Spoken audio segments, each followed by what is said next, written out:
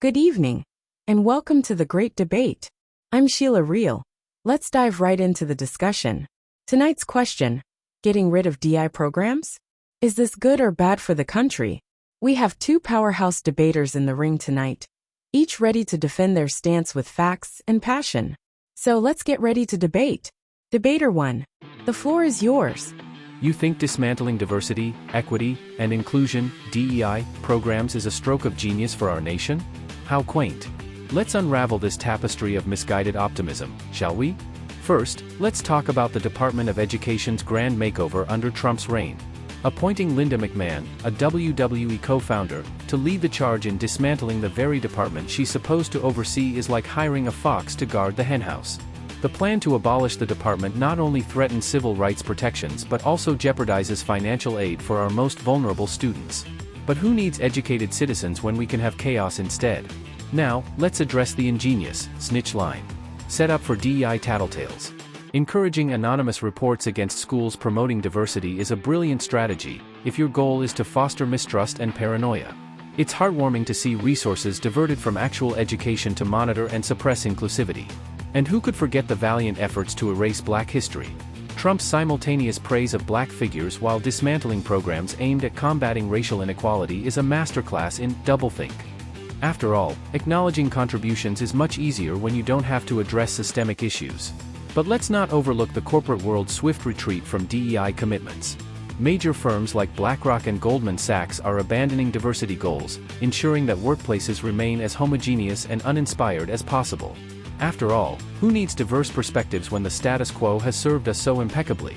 In summary, the eradication of DEI programs is a surefire way to propel our country backward, undoing decades of progress in civil rights and social justice. But if regression is the new progression, then by all means, let's continue this charade. Wow, those are some very strong arguments. But before we dive into the next round, don't forget to like, subscribe, and donate to the channel. Your contributions help us keep these great debates going. Now let's get to the rebuttal. Eliminating DI is good for America. 1. Merit over identity. DI programs prioritize race, gender, and identity over pure talent and ability.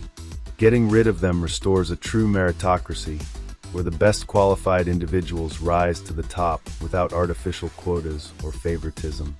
2. Corporate efficiency. Companies that focus on DI often waste resources on training sessions and bureaucratic compliance rather than actual productivity.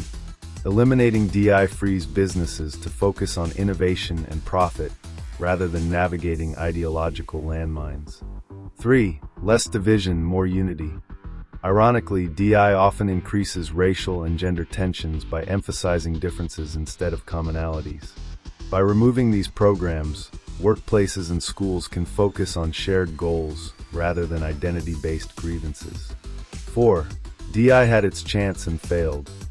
After years of corporate and academic DI programs, has America become a utopia of equality? Nope.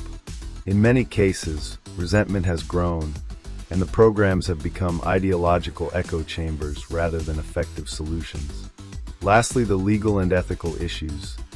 Some DI policies border on unconstitutional, violating equal protection laws by giving preferential treatment based on race or gender.